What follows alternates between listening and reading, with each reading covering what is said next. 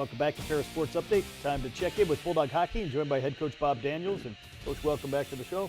Good to be here, Rob.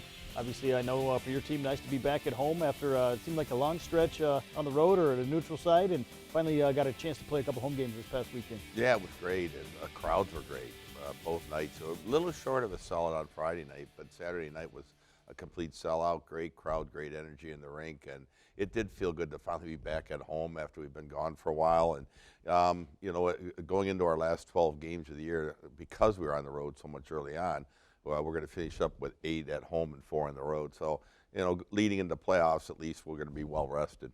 Obviously, taking on Michigan Tech this past weekend, and tough opponent, and it's really developed into a great rivalry here in the CCHA. It really has. You know, you consider we played them 4 times at the very end of the regular season last year.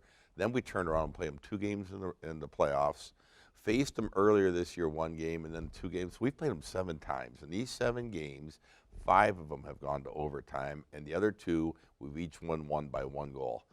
So, you know, the games are good. They're intense. They're tight. You know, we figured going in both games would be close, and certainly, you know, we were disappointed losing 1-0 on Friday, but then we turned around, tied, of course, went to overtime and won in the shootout on Saturday. But, yeah, over the years, the 2 teams are pretty darn equal. As we go to the highlights, we'll start with Friday's game back at home at the Aveglaven Ice Arena, and this game, one of those games where it was shots were kind of tough to come by for both teams. They were, and for us, you'll see a scoring chance here, and we'll have another handful during the game. But we didn't get a lot of good looks at the net. And conversely, I thought Michigan Tech did. I thought they outplayed us this night, and I was disappointed. I thought our defenseman and our goalie Noah Giesbrecht played very well, and you can see there's a really good save. But so they kept it 1-0, and Noah gave us a chance to tie it up or win the game. It's just I felt like our forwards were off. I felt like our defensemen and our goaltenders played a really high-end game, and our forwards were pretty lackluster. And you know, so that was the disappointment on this night. But the game, you know, by the end, by the 3rd period, we started playing better, and obviously we made a push at the very end to try to score, but we hadn't worked hard enough, our forwards had, throughout the game in order for us to score more goals. On a positive note here, obviously the penalty kill was very good, 6 for 6 here in this contest. Yeah, and on the weekend, I think we gave up 1 power play goal, but all weekend long, I thought our penalty kill was really good. And you can see, I mean, guys are working hard defensively. We're blocking some shots, and we do get a few pucks to the net, but not enough, you know, to generate any consistent offense on this night. How much does it help, maybe when the offense isn't there, knowing you've got a quality netminder, whether it's Noah Giesbrecht or Logan Stein back there to kind of help you out on the defensive end? Well, I'm glad you mentioned both goaltenders because they both have played so well for us. And you know what? The goaltending this year has allowed our team to continue to grow and get better. You know, obviously you're going to make mistakes, and you know we're going to make some defensively, but we're allowed to be more aggressive now, knowing that we've got such good goaltenders. We're able to take more chances, and we're you know, try to open the game up a little bit more. So, you know, it's really the goaltenders have really changed the trajectory of our program right now, and we're fortunate to have both of them. Obviously a 1-0 setback on Friday night, but you turn right back around on Saturday, and knowing after a strong performance, you have an opportunity to come back and get a win on Saturday. Yeah, and you know, Michigan Tech's a top 15 team in the country, and we knew they were going to be a strong opponent. And the second night here, I think we had more scoring chances ourselves in the first 10 minutes of the game than we did the whole night before. We came ready to play. Even though we come out of the period down 1-0, it was a totally different feel going into the second. I really liked the way we were playing. You know, we were starting to get some really good looks. You'll see here a nice wraparound chance. And the energy level was different by our forwards. And part of it, you know, we had pointed it out to the guys, part of it too was the fans. I mean, this is the first time we played in front of a cell in quite a few years given COVID. And I thought the student section was excellent, and they gave us a big lift. And you can see we had a little bit more jump on Saturday night than what we did on Friday. Obviously, you come out here in the second period and down by a goal, but made some big plays here in the second period to get back and have a chance going into the third. We did, and you're going to see a goal come up here by Connor McGrath, the freshman, who's been playing very well for us all year. Here's the goal here.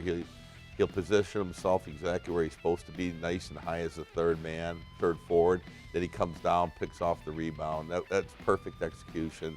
And you know what? What are we at? Oh, halfway through the game. So now we've played a game and a half. That's our first goal on the weekend, and it really helped a lot. It took, it kind of took the monkey off our back, if you will. Obviously, we talked about the Ferris State goaltenders. Michigan Tech had a strong performance as well at the other end. Yeah, Pietila, their goaltender is as good as there is in college hockey. I thought, between the three goalies that played this weekend, all three are fabulous. And you see us here late in the third, tie at 2-2. They get a goal, then we tie it with a minute and a half to go 3-3. And we deserve that. We played so well all game. And this is what we're looking at here is in the 3-on-3 overtime, and now here's the shootout game winner. So, it was good. I thought we deserved that win. I thought we played well enough. Tech played a good game, too. So the 3-3 score going into overtime, it was perfect. Obviously, you get the extra point with the shootout win, and those points are going to be important here as we look at the final month of the regular season. They are. Every point counts. We've gotten points out of every weekend, which is a real plus for the guys. I think we position ourselves with an opportunity now to finish in the top four, home ice in the playoffs. We've got some really tough opponents. So we've got Minnesota State coming up, obviously, another top 20 team in the country. Then we play two at first place Bowling Green on the road. Come home, play a very good Bemidji State team. So, it just comes every week. And our conference is good. We've got good teams, many of them in the top 20 in the nation. And it's not going to be easy. But I think we're one of those good teams too, Rob. And we've proven it through the majority of our schedule. And we've put ourselves in the conversation for home ice in the first round. And once you get that, if you get through the first round, it's anybody's conference title to win. Obviously, you mentioned Minnesota State. You continue your four-game homestand this weekend, hosting the Mavericks, and had a strong weekend against them the first time around back in the first half of the season. Yeah, we did sweep them, and it was the first time they've been swept there, I think, since 2015. And that really helped, give our team confidence as the season's unfolded. But nevertheless, we understand how good a team Minnesota State is, and anytime anybody that's going to win a conference title, it's got to go right through them. They're a good team. They're well coached. They've got talent. They've got depth. And so we know we're going to have to be on top of our game both nights to give ourselves an opportunity to win and get points. And obviously hoping for some more big crowds this weekend on the heels of last weekend, and competitive CCHA play here for the fans coming into the Ava Glaven Ice Arena. Yeah, I think the fact that the league is so good and the games are so close, the winners of that or the beneficiaries of that are the fans. And I know we were the beneficiary, though, of the fans last week, and it really helped us. And since COVID, we haven't had that home ice feel to it. It's just, it is what it is, and people weren't coming out to games. But now people are coming out more and more, and I could say that the fans had a huge impact on the game on Saturday night. They really did. And, there's times when maybe it's up to the team to give the fans something to cheer about, but there's other times when the fans, they uplift the team, and Saturday night that was the case. Well, Coach, thanks for the time. Best of luck this weekend as you host the Mavericks on Friday and Saturday. Thank you, Rob. We'll be back with more Ferris Sports Update right after this.